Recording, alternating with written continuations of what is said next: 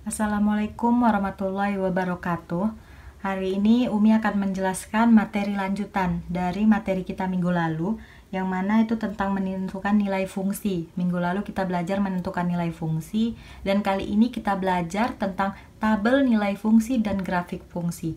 Jadi ini masih berkaitan, cuma bedanya kalau kemarin kita membuatnya itu nggak menggunakan tabel nilai fungsi, tapi kita hanya menuliskan secara langsung. Dan kemarin kita juga nggak buat grafiknya. Jadi hari ini kita membuat contohnya dengan mencari tabel nilai fungsi, dan kita buat grafik dari tabel yang udah kita buat sebelumnya. Supaya lebih jelas, kita masuk ke contoh langsung ya. Contohnya, tentukan nilai fungsi dan grafik fungsi f(x) 4x kurang 18 dengan x itu adalah himpunan bilangan ganjil yang kurang dari 10. Nah, cara menyelesaikannya, f(x) 4x kurang 1. Kita rubah bentuknya menjadi f(x) sama dengan 4x dikurang 18. 4x dikurang 18 ya fungsinya. Kemudian X-nya himpunan bilangan ganjil yang kurang dari 10. Jadi berapa aja? 1, 3, 5, 7, 9. Kenapa hanya sampai 9? Karena kurang dari 10. Nah, selanjutnya kita buat tabel nilai fungsinya. Untuk f(x) sama dengan 4x dikurang 18. Kita udah dapat. Untuk buat tabel fungsinya, kita buat dulu di atasnya yang pertama kali itu adalah x. Di bawahnya f(x) sama dengan 4x dikurang 18. Ini sesuai dengan berapa nilai fungsinya. Nah, selanjutnya untuk kolom x-nya yang di atas, ini yang di atas seluruhnya adalah nilai x-nya. Tadi kita punya nilai x-nya itu 1, 3, 5, 7, 9. Maka kita buat 1, 3, 5, 7, 9. Ya. Di sini untuk fx, di sini sebenarnya kosong terlebih dahulu. Nah, cara mencari yang ada di sini seperti di bawah ini. Di atas yang pertama x-nya sama dengan 1. Maka substitusikan 1 itu ke dalam fungsi 4x dikurang 18. X-nya sama dengan 1, maka 4 dikali 1 dikurang 18 sama dengan 4 dikurang 18 sama dengan minus 14.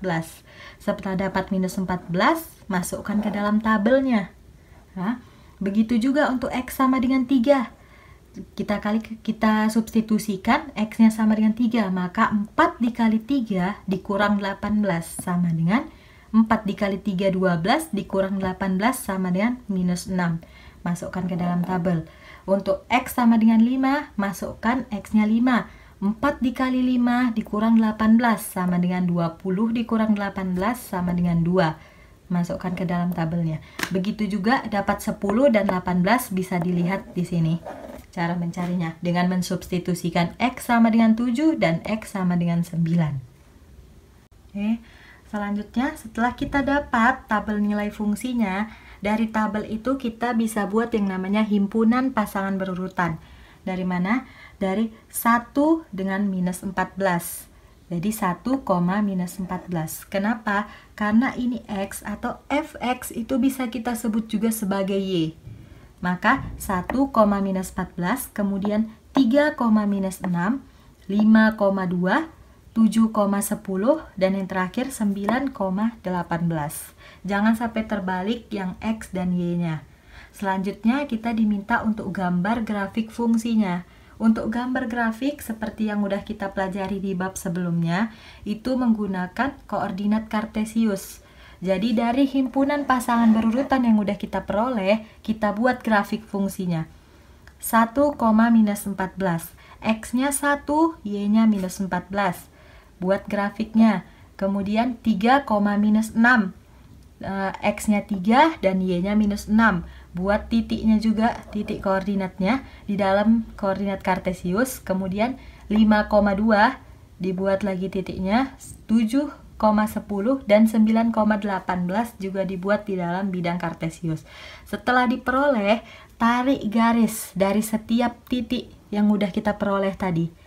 Kalau udah ditarik garisnya, maka dapatlah gambar dari grafik fungsinya seperti yang udah Umi buat ini. Nah, Untuk ini mungkin kurang jelas kalau misalnya kalian lihat di situ. Kalau mau lihat lebih jelasnya bisa WA Umi, minta fotonya sama Umi supaya lebih paham. Tapi ini cara menggambarnya sama seperti kita menggambar pada bab tentang koordinat kartesius. Selanjutnya kita bahas sedikit tentang menghitung nilai fungsi. Jadi ini langsung masuk ke contohnya aja. Ini langsung ke contoh soal karena biasanya sering ada soal-soal seperti ini. Tentukan nilai setiap fungsi berikut. Yang pertama, fungsi fx sama dengan x per 2 untuk f2, f4, dan f8. Kemudian fungsi gx sama dengan 2 per 4g kurang x untuk g1 dan g2. Cara menyelesaikannya, fungsinya tadi adalah fx sama dengan x per 2 untuk yang pertama ya. Yang diminta f2, f4, dan f8. f2 artinya kita masukkan x-nya sama dengan 2. Lihat, fx. Kalau f2 berarti x-nya sama dengan 2. Substitusikan 2 per 2 sama dengan 1. Selanjutnya, f4 artinya x-nya itu sama dengan 4. Masukkan dari fungsinya itu 4 per 2 sama dengan 2. Kemudian f8 fungsinya tadi 8 per 2 sama dengan 4. Dan yang selanjutnya untuk soal yang kedua, fungsi gx sama dengan 2 dikurang 4, 2 per 4 dikurang x. Yang diminta itu g1 dan g2. Artinya g1 itu berarti x-nya sama dengan 1. Substitusikan x-nya 1 menjadi 2 per 4 dikurang 1 sama dengan 2 per 3.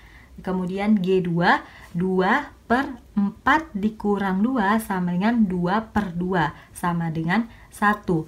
Dari situ bisa dilihat untuk menghitung nilai fungsi kita harus perhatikan mana fungsinya dan berapa nilai X-nya.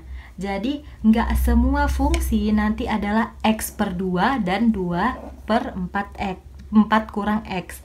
Bisa aja fungsinya itu yang lain. Yang penting kalian harus paham cara mencarinya.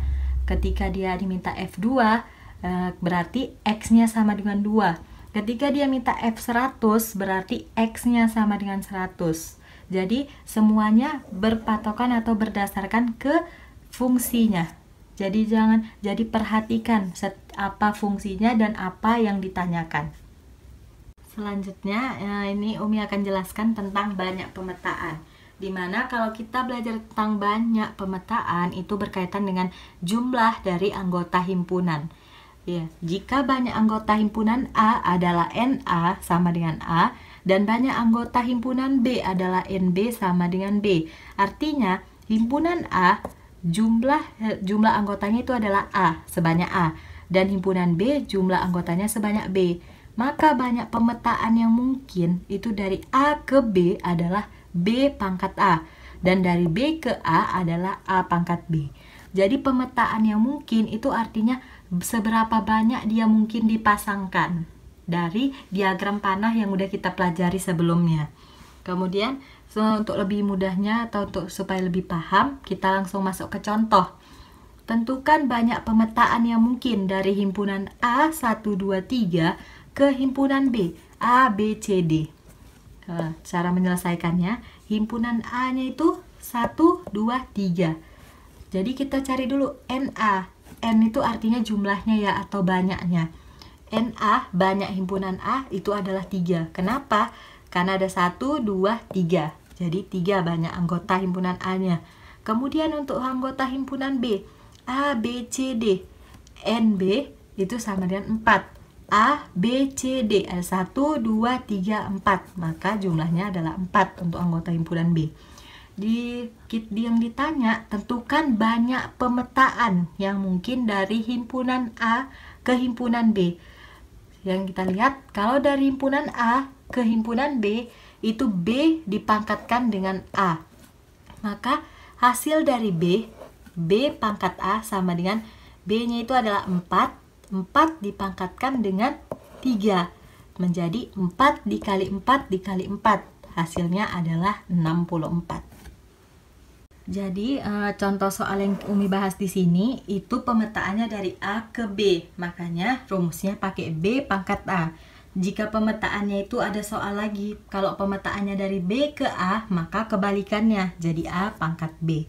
Jadi disesuaikan apa yang ditanyakan dengan rumusnya. Dan materi kita yang selanjutnya itu mengenai korespondensi satu-satu.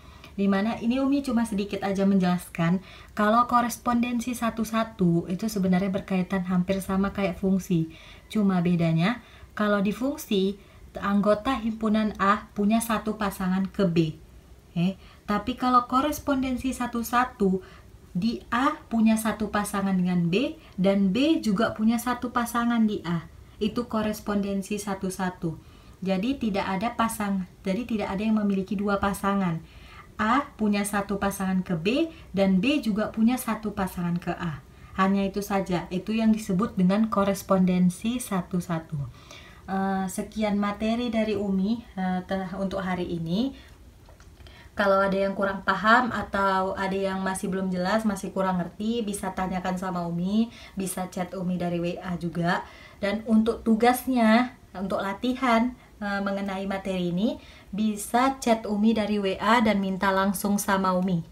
Nah, sekian yang bisa Umi sampaikan. Assalamualaikum warahmatullahi wabarakatuh.